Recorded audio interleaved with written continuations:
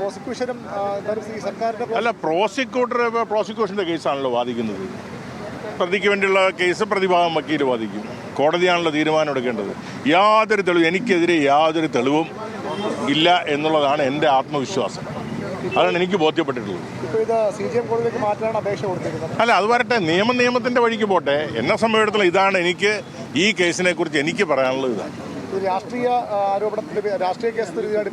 തീർച്ചയായിട്ടും. ഇത് ഉമ്മൻചാണ്ടിയുടെ 2002 ഏക്യാനിയുടെ കാലഘട്ടത്തിൽ ഞാൻ നിരപരാധിയാണെന്ന് പറഞ്ഞിട്ട് അന്തിമ റിപ്പോർട്ട് കോടതിക്ക് കൊടുത്തിരുന്നു. അത് കോടതി സ്വീകരിച്ചു.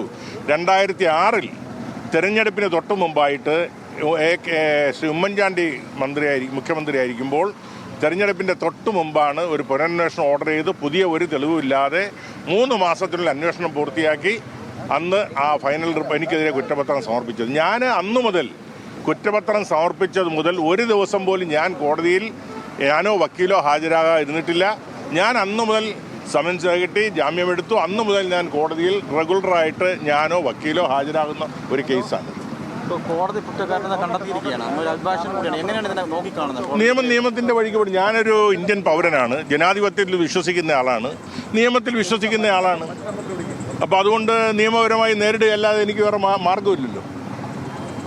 വേറെന്താ മാർഗം? നിയമപരമായി നേരിടുക അല്ലാതെ മാർഗമില്ല. നിരപരാധികൾ എത്ര പേര് ശിക്ഷിക്കപ്പെട്ട് ഇന്ന് ജയിലുകളിൽ കഴിയുന്നുണ്ട്.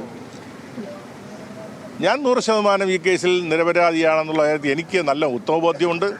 അതുകൊണ്ടാണ് ഹൈക്കോടതി വിജിലൻസ് അന്വേഷിച്ച റിപ്പോർട്ട് കൊടുത്തതിനകത്ത് 3 പ്രതികൾ, വേറെ 3 പ്രതികളുടെ പേര് ഹൈക്കോടതി വിജിലൻസ് അന്വേഷിച്ച റിപ്പോർട്ട് ഹൈക്കോടതിയിൽ ഫയൽ ചെയ്തിരുന്നതാണ്. അത് ഈ കോടതിയിൽ ഹാജരാക്കിയിട്ടുണ്ട്. അതുപോലെ ഏക്യാനിയുടെ ഭരണകാലത്താണ്, അല്ലാതെ LDFന്റെ ഭരണകാലത്തിൽ. ഏക്യാനിയുടെ ഭരണകാലത്ത് 2002 3 DYSPമാർ, 2 സർക്കിൾ ഇൻസ്പെക്ടർമാർ, 2 സബ് ഇൻസ്പെക്ടർമാർ അടങ്ങുന്ന സംഘം അന്വേഷിച്ച് ഞാൻ ഈ കേസിൽ പൂർണ്ണമായും നിരപരാധിയാണെന്ന് 2002 കോടതിയിൽ റിപ്പോർട്ട് സമർപ്പിച്ചിരുന്നതാണ്. അതിനുശേഷം 2005 തെരഞ്ഞെടുപ്പിന് മുന്നോടിയായിട്ടാണ് 2006 പൊടുന്നനവേ ഒരു പുനരന്വേഷണം പ്രഖ്യാപിച്ചു. പുതിയ ഒരു തെളിവുമില്ല, പുതുതായിട്ട് യാതൊരു തെളിവില്ലാത്ത ഇരുന്നിട്ടും ഒരു പുനരന്വേഷണം പ്രഖ്യാപിച്ചു. 3 മാസം കൊണ്ട് കുറ്റപത്രം കൊടുത്തു. അതിൻ്റെ വിചാരണയിൽ ഞാൻ ഹാജരായി. ഇപ്പോൾ കോടതി എടുക്കുന്ന എന്ത് തീരുമാനവും ഞാൻ അംഗീകരിക്കും. എന്തുകൊണ്ട് കോടതി ഇത് ബോധിപ്പിക്കാൻ പറ്റിയില്ല?